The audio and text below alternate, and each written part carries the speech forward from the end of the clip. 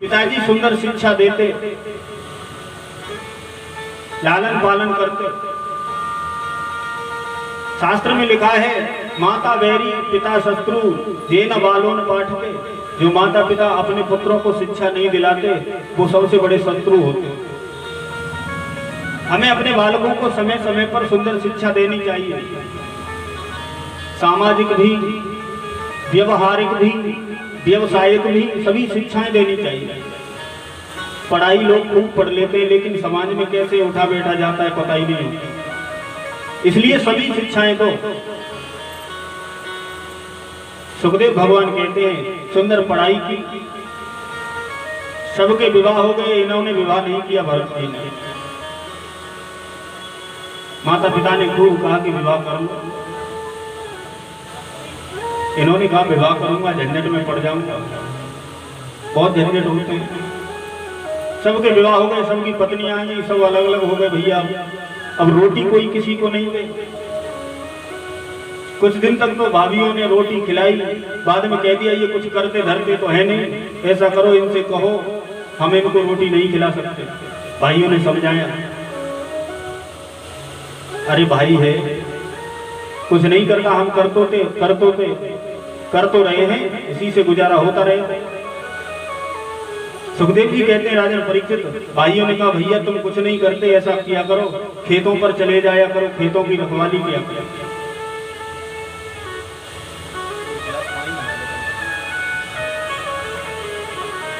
खेतों पर जाते, फसल बोती है, अभी अंकुरित नहीं हुई, अन्न के दाने पड़े खेत में, चिड़ियां आती हैं।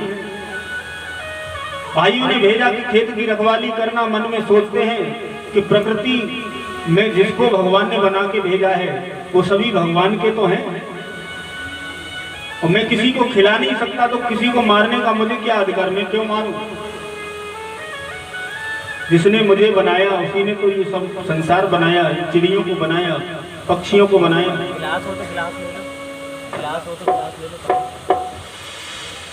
इसलिए उन चिड़ियों को मारते नहीं हैं। सुखदेव जी कहते हैं राजन परीक्षित, आज भाइयों ने देखा कि हमने भेजा है, क्या कर रहे हैं?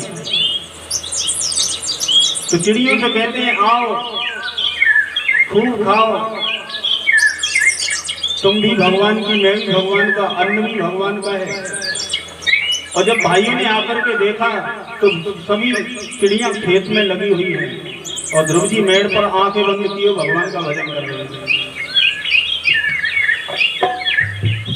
आनंद से बैठे हैं। आप लोग भी भजन बोलिए, मुझको माधव का सहारा मिल गया। भरत जी कहते हैं संसार में आया हूँ, ये पशु पक्षी भी तो भगवान ने भेजे हैं, मेरा कोई अधिकार नहीं इनको मारूं, और घर से मुझे निकाल भी देंगे तो कौन सी बड़ी बात है। ये घर मेरा थोड़ी है, न जाने कितने लोग आए कितने चले गए संसार में। मुझको माधव का सहारा मिल गया, मुझको माधव का सहारा मिल गया, मुझको माधव का सहारा मिल गया, मुझको माधव का सहारा मिल गया।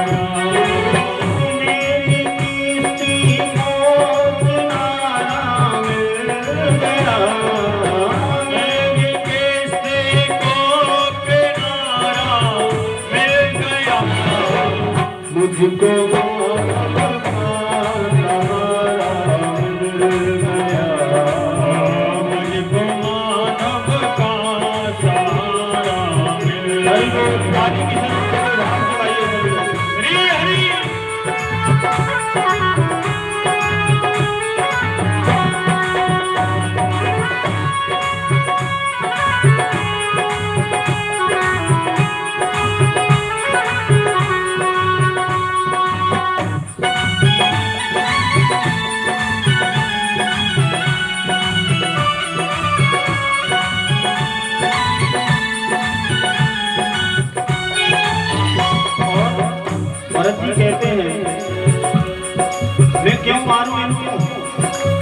अरे मैं इनको खिला नहीं सकता तो मारने का अधिकार मेरा नहीं है, मैं नहीं मारूंगा। आज आंखें बंद करके भगवान का भजन करते हैं। गोविंद मुझे तुम्हारा सहारा मिल गया, किसी सहारे की जरूरत नहीं, घर से भी निकालेंगे तो निकल जाऊंगा।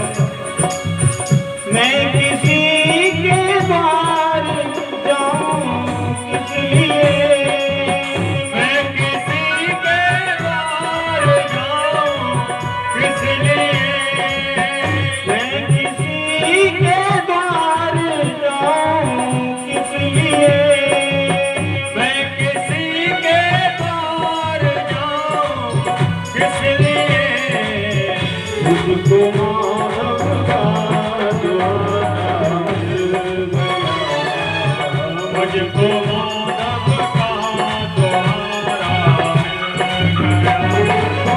मेरी किस्ती को किनारा मिल गया, मेरी किस्ती को किनारा मिल गया, मुझको मोहन का सहारा मिल गया, मुझको मोहन का सहारा मिल गया। भाई वो ताली की सेवा करने का हाथ लगाइए।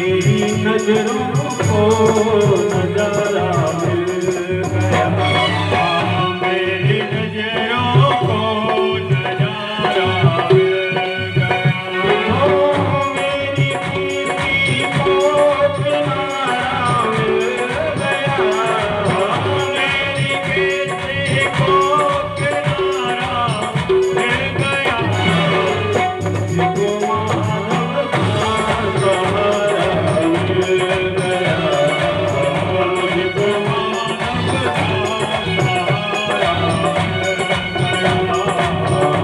मुझको माधव का सहारा मिल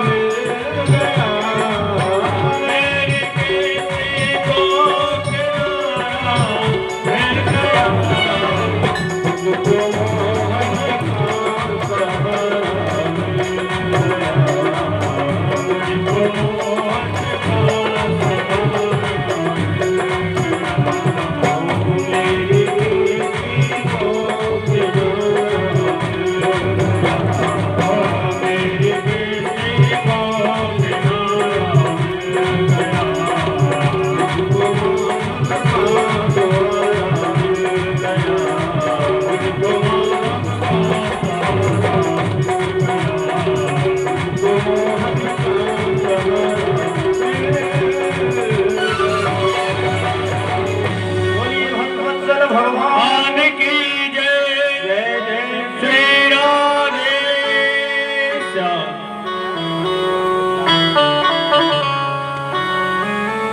मुझको माधव का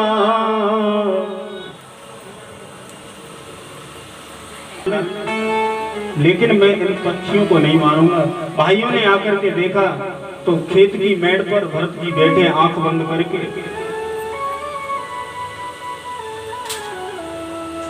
खेत में चिड़ियां लगी हैं। आकर के कहा, भैया तुम यहाँ बैठे हो, तुम्हें नहीं पता हमें घर में तुम्हारे पीछे कितनी बुरी भली सुननी होती है। अरे हमारी पत्नियां हमें ठीक से भोजन नहीं करने देती कि ये कुछ करते नहीं, धरते नहीं, ठलुआ घूमते रहते हैं, इनको क्यों रोटी खिलाएं, हम नहीं खिलाएंगे। और जब तुम्हें ये छोटा सा कार्य दिया, खेत में रखवाली करना, उसको भी नहीं ठीक से कर पा रहे। ऐसा करो, अब तुम घर में मत आना, चले जाओ। भाई भाई कभी अलग होना नहीं चाहते। घर में प्रतिबंध लग जाए कि नहीं तुम उससे नहीं बोलोगे, लेकिन कहीं समय मिलते, जब मिलते हैं तो सुख दुख की पूछ लेते हैं। क्यों? एक ही मां की कोख से जन्म लिया। भाइयों में प्रेम होता है। दो भाई थे, पिताजी रहे ही नहीं, माताजी रह गई, उन्होंने लालन पालन किया दोनों का। जब बड़े हो गए तो मैया ने कहा कि मैं बूढ़ी हो गई हूँ, लाओ पुत्रों की शादी करूंगी, दो बहुएं आएंगी, मेरा भी हाथ बटाएंगी और मेरे बेटों का भी ख्याल रखेंगे। मैं कब तक करूंगी? और जब विवाह कर लिया, दोनों में झगड़ा हुआ। एक को ऊपर ठहरा दिया भाई को, एक को नीचे। पिताजी नहीं थे तो इतने प्यार से दोनों लोग रहते थे, बचपन से साथ साथ रहे। बड़े वाले ने छोटे वाले को पिता की तरह पाला, पढ़ाया लिखाया, नौकरी में लगाया, विवाह भी कराया। उससे अलग कैसे रहे? लेकिन मजबूरी, घर में कलेश होता तो व्यवस्था करी गई, लेकिन दोनों को चैन नहीं पड़ता। छोटा वाला जो नीचे रहता है ना, वो कुछ दिन तो ठीक रहा, बाद में सोच सोच के वो बीमार पड़ गया। डॉक्टरों के पास ले जाती है घरवाली, डॉक्टर देखते हैं, चेकअप करते हैं, कोई परेशानी, लेकिन दिन पर दिन हालत डाउन होती जा रही। कोई दवाई असर नहीं करती, कोई रोग हो तो दवाई काम करे। कष्ट कितना कि भाई हमसे बात नहीं करते, हमसे समय पर पूछते नहीं हमको।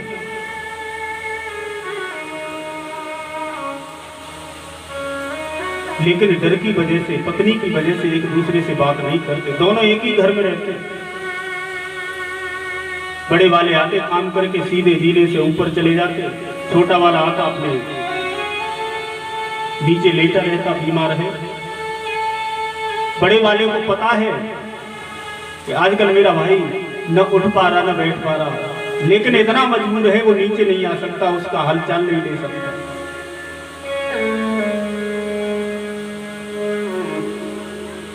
एक दिन जब दोनों पत्नियां सो गई दोनों की, बड़े भाई ने कहा आज चाहे कुछ भी हो जाए, घर में कुछ भी हो, लेकिन मुझे आज भाई के पास में जाना, उसका हालचाल जानना है, आज मैं नहीं मानूंगा।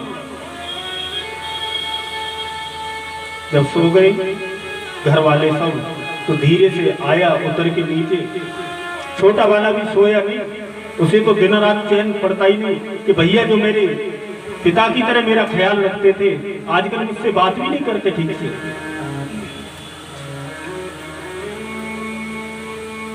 धीरे से दरवाजा खोला, भाई के पास में पहुंचे,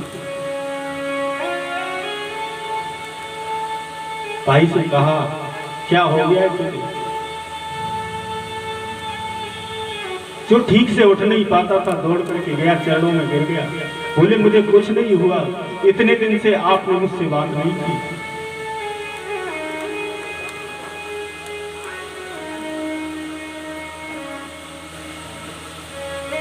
बोले मैं भी चाहता हूं तुझे, लेकिन मैं मजबूर हूं, क्या करूं, बड़ा हूं, मेरे ऊपर इतना दायित्व है, घर में झगड़ा होगा, बाहर वाले लोग हंसेंगे, इसलिए नहीं आया तुझसे मिलने। तू पागल है, मैं तुझसे उतना ही प्रेम करता हूं। जब भाई मिलने आ गया तो दूसरे दिन से उसे आराम मिलने लगा, न दवाई की जरूरत पड़ी, न किसी की जरूरत पड़ी। तो मेरा निवेदन ये है सबसे कि जो भाई बचपन से साथ साथ रहे, आप उनको अलग करने का प्रयास न करें।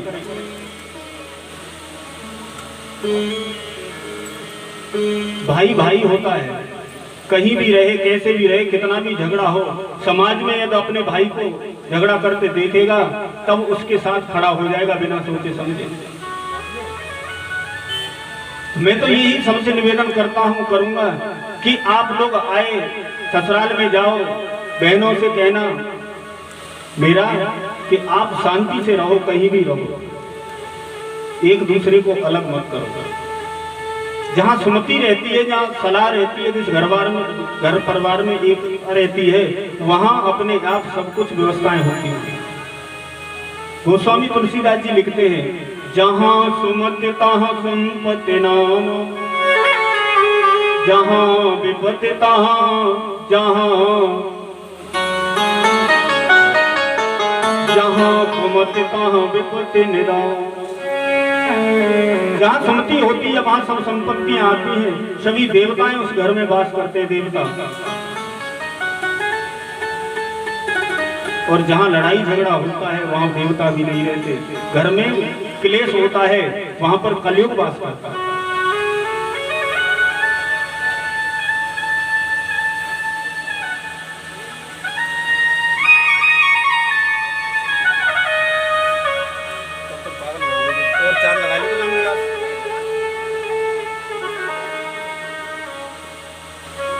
बोली भक्तवत्सल भगवान की। इसलिए सब लोग प्रेम से रहे। सुखदेव जी कहते हैं राजन परीक्षित,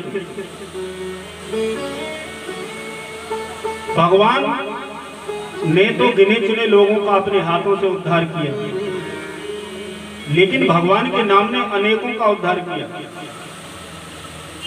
भगवान के नाम ने उनका उद्धार किया जिन्होंने जीवन भर पाप किए, अंत में भगवान का नाम मुख से गलती से भी निकल गया तो भगवान ने उसे अपने धाम में बुला लिया।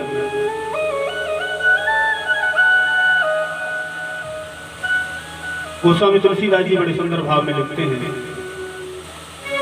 कि राम एक तापस तिय तारे, राम एक तापस तिय तारे, नाम कोटि खल, नाम कोटि खल, कुमति सुधारी, नाम एक तापस तिय तारे। राम सिया राम सिया राम जय जय राम, राम सिया राम सिया राम जय जय राम। गोस्वामी तुलसीदास जी लिखते हैं रामचरितमानस में, राम एक तापस तिय तारी, नाम कोट खल कुमति सुधार। राम जी ने तो एक गौतम ऋषि की पत्नी का उद्धार किया, लेकिन भगवान के नाम ने तो करोड़ों का उद्धार कर दिया। नाम कोटि खल कुमति सुधारी, उनने नाम ने तो दुष्टों का भी उद्धार किया। गीधराज जटायु, आपने सुना कभी उन्होंने भजन किया है? माला की जाति से पक्षी हैं, और पक्षियों में भी सबसे निकृष्ट पक्षी जो मांस भोजी होता है पक्षी, उसको भगवान ने सायुज्य मुक्ति प्रदान करी।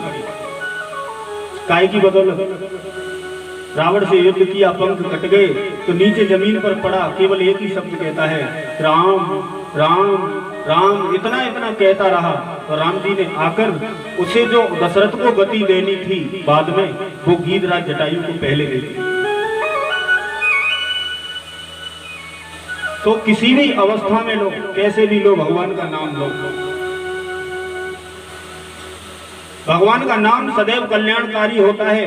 सुखदेव जी कहते हैं राजन परीक्षित, कैसे भी लो लेकिन भगवान का नाम लो, कहीं भी लो। गोस्वामी तुलसीदास जी ने तो बड़े भाव से लिखा, कैसे भी लो, और क्या क्या बता रहे गोस्वामी तुलसीदास जी। भाव को भाव